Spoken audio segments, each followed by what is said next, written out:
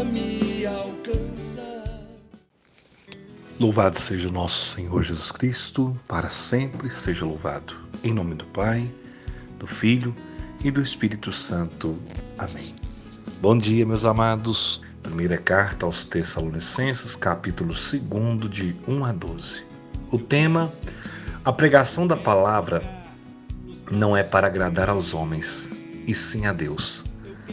E eu espero que você esteja com o coração aberto para acolher a santa palavra de Deus no seu dia. A minha Bíblia, que não é a que eu costumo ler, que vocês sempre acompanham. Eu hoje estou com outra tradução, mas garanto que você vai entender. Claro, não muda o sentido, muda apenas as palavras, aquilo que está escrito, mas tenho certeza que você vai conseguir compreender com muita clareza a leitura de hoje. Vamos juntos meditar e refletir a palavra no versículo 1. Bem sabeis, irmãos, que não foi inútil a nossa estada entre vós. Sabeis que sofremos e fomos insultados em Filipos. Decidimos, contudo, confiados em nosso Deus, anunciar-vos o Evangelho de Deus no meio de grandes lutas. Pois a nossa exortação nada tem de intenções enganosas, de motivos espúrios, nem de astúcias, uma vez que Deus nos achou dignos de confiar-nos o Evangelho. Falamos não para agradar aos homens, mas sim a Deus, que perscruta o nosso coração. Eu não me apresentei com adulações, como sabeis, nem com secreta ganância. Deus é testemunha. Tampouco procuramos o elogio dos homens, quer vosso, quer de outrem. Ainda que nós, na qualidade de apóstolos de Cristo, pudéssemos fazer valer a nossa autoridade. Pelo contrário, apresentamo-nos no meio de vós cheios de bondade, como uma mãe que acaricia os filhinhos. Tanto bem vos queríamos que desejávamos dar-vos não somente o Evangelho de Deus, mas até a própria vida, de tanto amor que vos tínhamos. Ainda vos lembrais, meus irmãos, dos nossos trabalhos e fadigas. Trabalhamos de noite e de dia para não sermos pesados a nenhum de vós. Foi assim que pregamos o Evangelho de Deus. Vós sois testemunhas e Deus também o é, de quão puro, justo e irrepreensível tem sido o nosso modo de proceder para convosco, os fiéis. Bem sabeis que exortamos a cada um de vós como um pai aos filhos. Nós vos exortávamos, vos encorajávamos e vos conjurávamos a viver de maneira digna de Deus, que vos chama ao seu reino e à sua glória. Palavra do Senhor, graças a Deus.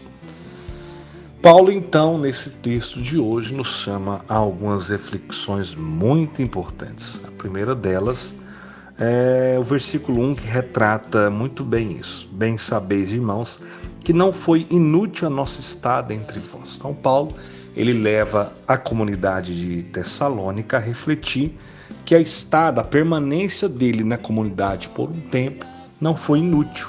Com certeza teve frutos. E aqui a gente já percebe algo muito interessante. A palavra de Deus, quando ela é semeada com amor, pregada com amor, com carinho, com misericórdia, ela sempre vai produzir frutos. Ela sempre vai produzir sinais de santidade, sinais de bênção na vida daqueles que a acolhem e que colocam-a em prática, que lutam para colocá-la em prática. Então, enquanto Paulo e os seus companheiros de missão estavam juntos em Tessalônica, com certeza o que eles ali plantaram rendeu muitos frutos. Versículo 2. Sabemos que sofremos e fomos insultados em Filipos. É isso mesmo. Paulo dizendo que sofreu muito e foi insultado ao povo de Filipos. A carta de Paulo aos Filipenses, que foi no momento, inclusive, de muita dor de Paulo. Interessante, né, que Paulo escreve a carta aos Filipenses e por tantas vezes ele repete qual expressão? Alegrai-vos. Agora ele está contando aqui para nós que lá em Filipos ele sofreu e foi insultado.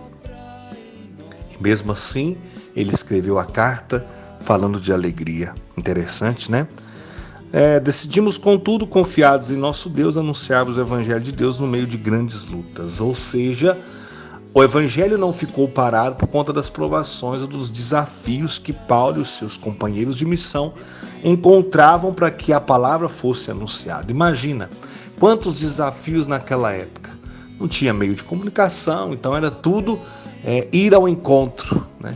E às vezes isso tem feito muita falta para nós. Tanto é que as últimas cartas, os últimos documentos, as últimas exortações apostólicas, Papa Francisco, a igreja como um todo, tem nos chamado a ser uma igreja em saída, ao mesmo tempo uma igreja de portas abertas, para ir ao encontro do outro e estar sempre disposto a acolher aquele que vem até nós.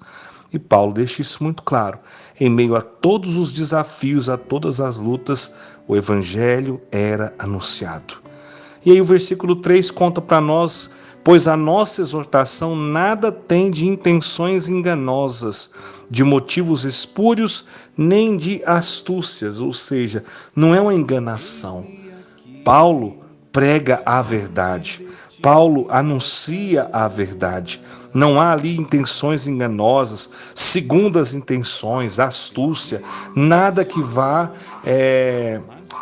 desvalorizar a pessoa ou a palavra. Na verdade, a palavra é sempre valorizada e respeitada, como também aqueles a quem ela é destinada, né? A quem é pregada a palavra. Versículo 4, uma vez que Deus nos achou dignos de confiar no Evangelho, falamos não para agradar aos homens, mas sim a Deus que perscruta o nosso coração. Ou seja, Deus conhece o meu coração, Deus conhece o coração de cada um de nós, e Paulo está dizendo exatamente isso. Nós não falamos para agradar o ser humano, as pessoas, os homens, mas falamos para agradar a Deus. Quantas vezes aqui nas Palavras de Esperança eu já disse, né? Muitas pregações que às vezes eu faço aqui ou presencial, elas não agradam. O evangelho que muitos estão procurando, que agrada, que é cômodo, que chega até nós já mastigadinho, esse evangelho, irmão, desculpa, ele não produz o efeito que deveria. Sabe quais as pregações que aqui nas Palavras de Esperança eu mais recebo mensagem? Aquelas que eu prego quando o texto nos leva a uma exortação, a uma correção, a uma reflexão mais profunda.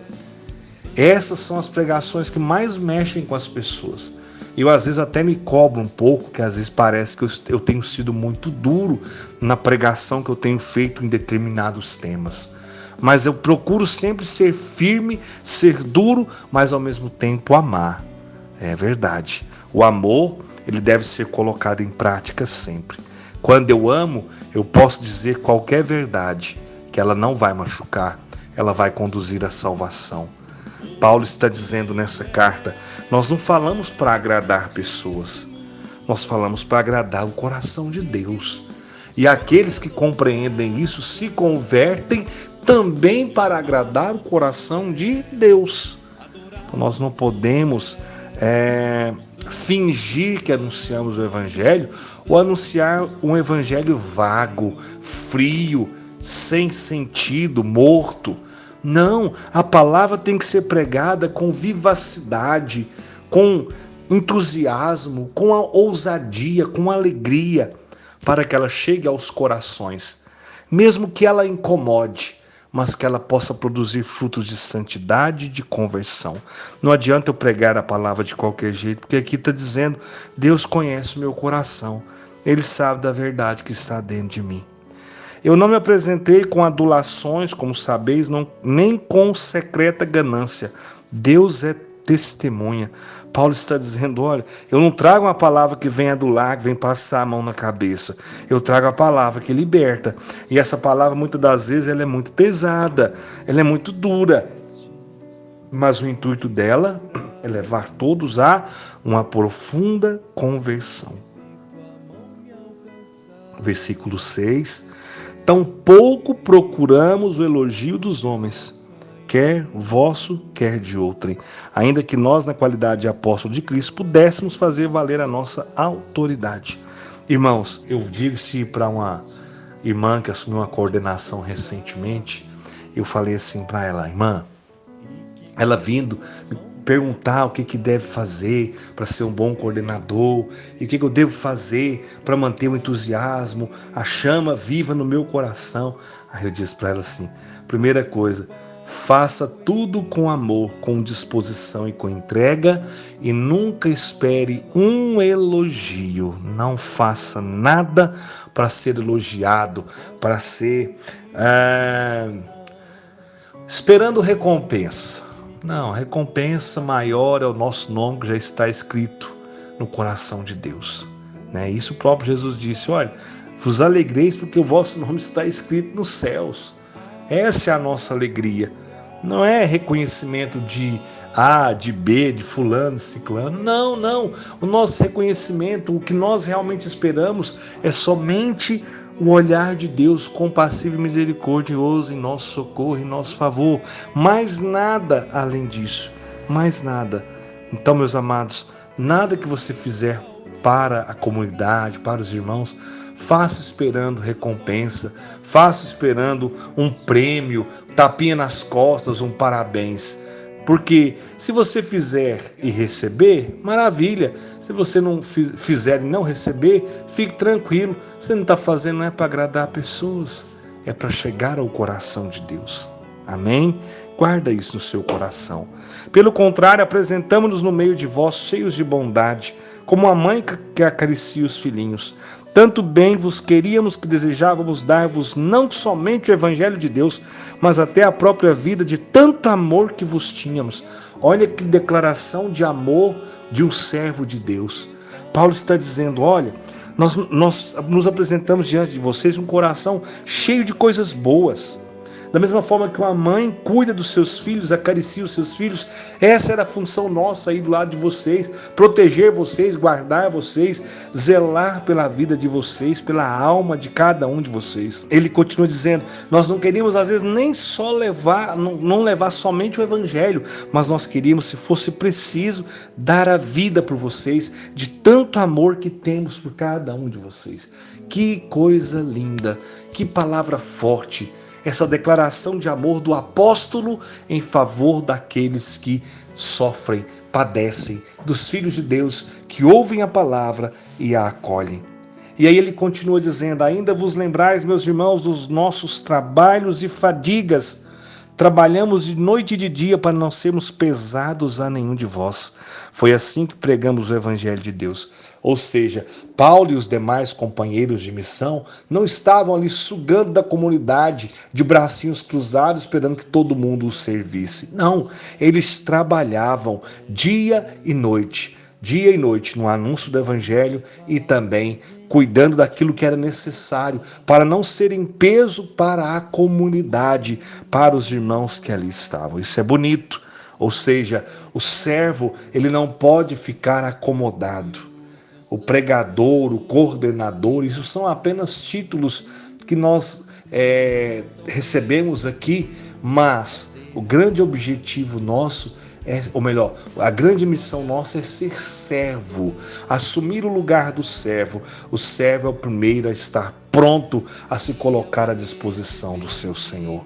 Eis aqui a tua serva, faça em mim segundo a tua palavra, já disse Maria. E eis o grande ensinamento para cada um de nós. Eis aqui o teu servo, Senhor. Eis-me aqui para cumprir a vossa vontade, não a vontade deste mundo, não a vontade das pessoas deste mundo, mas a vontade do Senhor nosso Deus. E a palavra termina dizendo: vós sois testemunhas, e Deus também o é. Ou seja, Paulo não estava inventando que ele estava trabalhando, ou que ele estava trabalhando dia e noite. É uma verdade que, além dos irmãos serem testemunhas, Deus também era testemunha da verdade que ele estava dizendo. E com certeza é por isso que Paulo arrasta até hoje tantas multidões, porque além de Paulo ter a palavra cheia do Espírito, Paulo tinha o testemunho de vida. E você sabe muito bem, meu irmão, minha irmã, que a palavra de Deus convence, mas o testemunho real, bem vivido, ele arrasta. E é a nossa missão, ter um testemunho de vida que arraste as pessoas, não para nós. Não atraímos para nós, atraímos para o Cristo que servimos com tanto amor. de quão puro, justo e irrepreensível tem sido o nosso modo de proceder para convosco os fiéis. Bem sabeis que exortamos a cada um de vós como um pai aos filhos. Quando um pai corrige um filho, você acha que ele ama ou que ele não ama o seu filho? É claro que quando eu tenho que corrigir a minha filha, você tem que corrigir aí seu filho, naquele momento você pode até ficar bravo, ficar duro, ser rígido, mas é porque você ama. É porque você quer o bem, não é porque você quer o mal. E Paulo diz com toda clareza: cada exortação que vocês ouviram da minha boca, cada palavra que eu anunciei a vocês, é porque eu amo demais. E como disse agora no versículo 8, daria, se fosse preciso, até a própria vida. Olha que coisa linda, né? Nós os exortávamos, vos encorajávamos e vos conjurávamos a viver de maneira digna de Deus, que vos chama ao seu reino e à sua glória. Ou seja, a pregação de Paulo e dos seus irmãos de missão era exortativa, era de encorajamento e era para conjurar, que era uma convocação a viver sobre a maneira, sobre o olhar, sobre aquilo que Deus realmente queria. Exortar, encorajar e corrigir para que tudo seja vivido segundo a vontade de Deus. Esse Deus que nos chama para o seu reino e a sua glória. Que maravilha, que maravilha. Eis a missão daqueles que anunciam o Evangelho. É preciso anunciar com a palavra, mas é preciso anunciar com a vida. Exortar, encorajar, corrigir, chamar ao pensamento e à reflexão da importância de viver a vida de maneira digna diante de Deus, que nos chama, desse Deus que nos chama ao seu reino e à sua glória, a manifestação da sua glória. Senhor, que essa palavra de hoje nos leve a compreender a importância de pregar a palavra, não para agradar os homens, mas sim somente a Deus.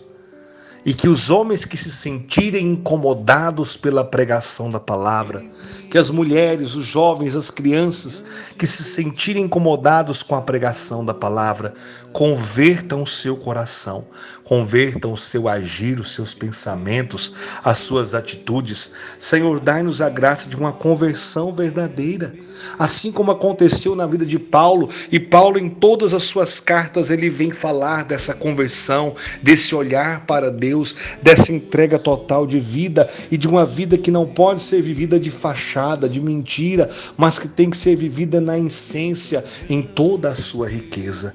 Pai amado e querido, dai-nos a graça da perseverança, dai-nos a graça do amor, dai-nos a graça, se preciso for, dar a vida para que as almas sejam resgatadas. Senhor, o Senhor perscruta o nosso coração, o Senhor conhece as nossas limitações, as nossas fraquezas, e o Senhor também conhece o nosso amor, a nossa doação e a nossa entrega.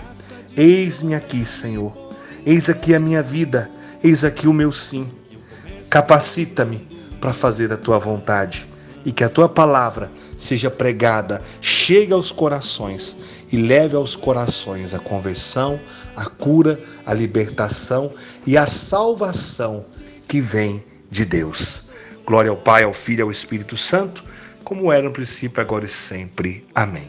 Louvado seja o nosso Senhor Jesus Cristo, para sempre seja louvado. Em nome do Pai, do Filho e do Espírito Santo. Amém. Sede santos, como Deus é santo. Pois só tu tens, Senhor, palavras de esperança